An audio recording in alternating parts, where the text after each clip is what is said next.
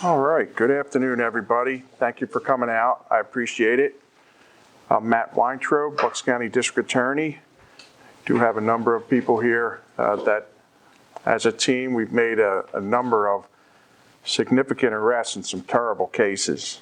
This case is all about child predation. We're here to discuss 3 unrelated cases, but with one terrible thing in common. Each of these predators may have more unidentified victims out there in our community. I don't believe in coincidences, but to have to report numerous cases, all of the same nature of child predation, is just an awful thing for me to have to do, but that's what the job calls for today. But really, this is a call for the public's help and a call out there to any other victims that may have been victimized by these 3 men. One way that the public can help stop this type of abuse generally, and it seems like we had a pause during COVID, which I'm sad to say, is to report any suspicious behavior by an adult towards a child or to the police. Report that to Childline or to the police. This is also a call for more victims to come forward if you're ready to do so. I don't urge you, I don't rush you, but I want you to know that we will protect you going forward. If you or somebody you know have been victimized by one of these 3 defendants that I'm about to discuss, please come forward and report it. Here's who we have identified today. David Charles Hoffman, 60 years old, of Bristol Township. He abused at least one boy, who we will call DS, from 1995, from the time the victim was 5 years old, until 2007 when he was 17. This abuse occurred primarily in Falls Township at the victim's home. This investigation uncovered numerous references to potential additional victims, and that's why we have this call to action today. And if you read the probable cause affidavit in Mr. Hoffman's case, you will see that that is referenced. He has been arrested, but not yet arraigned, because he complained of chest pains when we tried to arraign him. He's now at the hospital, but he is in our protective custody, and he's being treated appropriately. The next defendant that I want to discuss is Louis Charles Aiello, 57 years old, of Pendle. He abused the same boy, DS, as Hoffman did, from 2001 to 2007. Hoffman and Aiello were both friends of the victim's family. We don't know of any known association between the 2, which is something that we will look to explore further as we continue our investigation. So our belief right now is that they did not know each other. Mr. Aiello is also accused of abusing another boy, AB, from 2008 to 2010, beginning when that young boy was 14 years old. These instances of abuse that I've just described occurred in Pendle and in Falls. One of our victims reported seeing at least one other separate boy being abused by Aiello, but we don't know who this is. And if you know who you are, or if somebody knows of this boy's identity, we would love to know about it so that we could investigate further and help you tell your truth.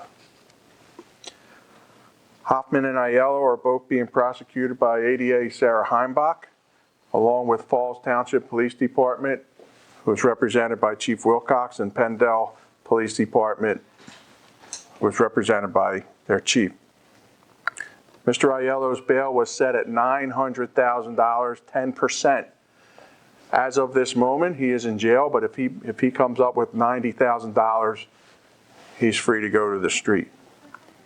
And I must stress this next statement, in a completely unrelated case. John Michael Evans, 40 years old, of Tullytown, has been accused in a criminal complaint, probable cause affidavit, of abusing a foster child of his, AS, who was in his care for 2 months beginning in April of this year. This abuse occurred during the coronavirus shutdowns, as I alluded to before, when unfortunately AS did not have community eyes on him nor community protection, which is so important to make sure that our kids remain safe. This also put Evans out of work and essentially turned this 16-year-old boy into his captive because nobody was allowed out of their homes. He also is accused of trafficking AS to other men and represented this boy as an adult to these men. Evans is accused of abusing another boy, QE, from 2017 to 2019, and this abuse was reported in December. There were some issues with the first investigation, and as is often the case, when another victim comes forward, often that corroborates and buttresses the statements and the evidence and proof that the first victim was molested as well. And that is part of what happened in this case. He has been charged with offending against both of these boys. This abuse on QE occurred in Tullytown, and we, along with Tullytown, have investigated this matter. Mr. Evans had extensive access to children, unfortunately, as a bus driver for Pennsbury and Bristol Township school districts, as well as a youth sports coach, which unfortunately we see all too often because these predators know exactly the positions they need to be in order to call their next victims. These two young men, though, have probably spared more victims from abuse at the hands of this serial child predator by bravely coming forward to police about how he victimized them. I'm sorry they had to suffer this horrific abuse, and I'm sorry that the second victim had to suffer because of the issues in the proof in the first victim's report. That's a terrible consequence. And we owe them a tremendous debt for their bravery, for coming forward. And each person that has ever been victimized should do so, but only in their own time, when they're ready to tell their truth. Mr. Evans is being prosecuted by Deputy District Attorney Kate Kohler, Bucks County Detectives, and Tullytown Police Department. All three of these men, as I said, were arrested this week, Hoffman today and the others yesterday. Mr. Evans' bail has been set at $500,000, and last I know, he has not posted his bail. These three defendants are off the street today because of the bravery of the victims they abused, and they're facing serious jail time, as you can imagine. And I would like to add, these three defendants are also facing the consequences of these heinous and depraved acts perpetrated against our most defenseless because of the excellent police work done by the detectives and the police in Falls and in Tullytown and in Bucks County detectives. Without the police, these cases never get solved. With your help, we are making a call to more victims or witnesses of abuse, and we can hopefully ensure that these men get their just deserts and potentially never walk the streets again, never to abuse somebody again. So plainly, if you or somebody you know has suffered abuse at the hands of David Hoffman or Louis Aiello, please contact Falls Township Police Detective Steve Reeves. The information is on the screen. You can also contact Childline.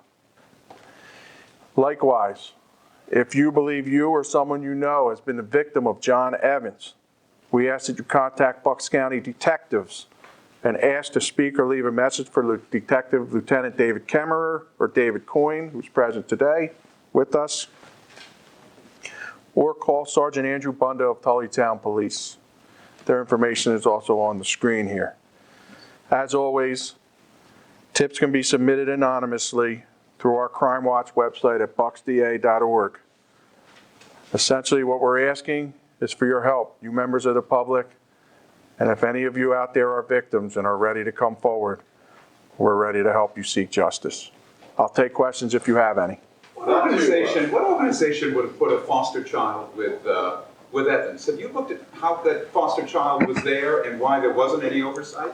We have looked into that. I can't say that there wasn't any oversight, Jeff. I don't think that'd be a fair characterization, but I would refer you to contact Bucks County Children and Youth, who does oversee the foster care system in Bucks County. Do you know how many times they visited? Do you have any sense of that? I don't, and that's not really, that is not the focus of our investigation, although to be thorough, we did look into that. But Not to victim blame, or to fire false accusations, but are there concerns? Did the parents of the boy with the two different, are the parents in any way, are you looking into them? Is there wrongdoing alleged there, or the parents to prevent this? Of course, as I said before, I don't believe in coincidence, Jim, and it was certainly an aspect of our investigation. It has not yielded any indication that they were complicit. Frankly, they appear to be ignorant in the whole thing, but I've seen this more than once. I can't explain the phenomenon, but sometimes when a young person becomes abused, in the first instance, they become more susceptible to future abuse, and that's what makes it so insidious, because it becomes almost normalized to a certain extent, and it just allows other perpetrators to with some innate cunning, to sense out their weakness or the ability to become prey. Matt, you're putting out a call to have people come forward. Obviously, you said that the victims were key in this because they were brave enough to step forward. Did the one victim who was victimized by the two people, did he say what motivated him to come forward now? What moved him to speak with you guys? Quite frankly, Vinny, I don't remember. And I don't know if is that contained in the probable cause affidavit? No, Okay. just the date. Okay, yeah, I don't know, so I wouldn't be in a position to say, I'm sorry. Do we know if Evans had other foster children over the years? I guess I'm in a good position because I don't know the answer as I stand here, but I would direct you to contact Bucks County Children and Youth to speak about it. I think that's a fair question, but I think that they're in the best position to speak about that. But when you open an investigation into someone, he's the one that you said that there were previous allegations. Does that go to Bucks County Children and Youth? So would they have been made aware of that? That's possible. And then on Aiello, you talk about how people know. No one in that neighborhood we talked to was surprised. They all say they saw him for years driving around with young boys and had no idea where the boys were coming from. Boys at the house mowing the lawn, boys washing the car. Seems like the kind of behavior that if you see it in your neighborhood, not just for Aiello's neighborhood, but everywhere, that you want people to call you or their police department. Unequivocally, call whoever you can think of. Email us, text us, drop us a note. Let's protect our kids. Let's err on the side of caution. I know we're at risk of creating an avalanche of reports, but nobody is going to get in trouble for making a false report as long as their heart is pure. We're trying to protect children here. To your point, Deanna, if every person that saw suspicious activity in Mr. Aiello's house would have contacted us, maybe we wouldn't be having this press conference right now, or we would have done so 5 years ago. I can't say, but certainly that's a fair point to make. Let us decide, let us investigate, let us run these down so that we can protect kids, because that's what we are sworn to do. Assuming you did a search warrant at his home, Aiello? Is that unsealed, right? It's unsealed. Yes, we did. Yes, we did. If you found a game room in there? Oh, I wouldn't be in a position to comment. That's investigative The material. neighbor said he would ask people to come in, boys in the neighborhood, to come see his game room. Yeah, I couldn't comment on that because the investigation is still ongoing. As you can imagine, we're calling out for more victims. I would hate to have it go over the air that I told people there's a game room or there's not, and then somebody potentially could be accused of tailoring their version of events. Some of the neighbors say that they warned him, that they went up to him and warned him to leave the neighborhood children alone, and that's when they went outside the neighborhood. I sure wish they had done more. I'm not blaming anybody, but here we are. I welcome all of those neighbors to contact us. Let's build the best case we possibly can. I don't want any vigilantism. I understand it's hard to resist when a horrible case like this comes to light, but that is uncalled for. Let justice run its course. But the way that you can help is be our eyes and ears and report to us. I didn't do my homework. Maybe it's in here, but you mentioned Evans was a youth sports coach. Do you know where he may have have been? Or I'm not sure. You? No. No, I can't comment on that at this time, Jim. What was the problem with the first, I think in the Evans case, someone's boy stepped forward in December and you can't get proof. What was the problem there? I will speak, unfortunately, in generalities. So when we get a report, sometimes the report is not fully fleshed out. The information that we receive, I'm not saying it's untrue because that's clearly not the case here. The reporting appears to be true. But if it can't be substantiated or corroborated or there's some equivocation, it just can't be prosecuted. And we try to run those down as best we can at the instance that those reports are made. But unfortunately, Jeff, in the real world, sometimes you need a second report to then be able to corroborate or to be able to approach a suspect and question them about two different incidents. But that first case was prompted by the first now victim, alleged victim, stepping forward. Yes, You learned it from him. yes. Any other questions? Do you have any idea how many victims there might be out there? Oh my gosh. I hope there are zero. I fear that there are more. And I don't want to make a self-fulfilling prophecy, Hayden, so I'm not going to even guess. With Aiello working as a DJ, that could put him potentially all over the Mid-Atlantic, or I don't know the scope of his work, but have you reached out to other jurisdictions or heard anything from them about potential victims? I'm doing that right now.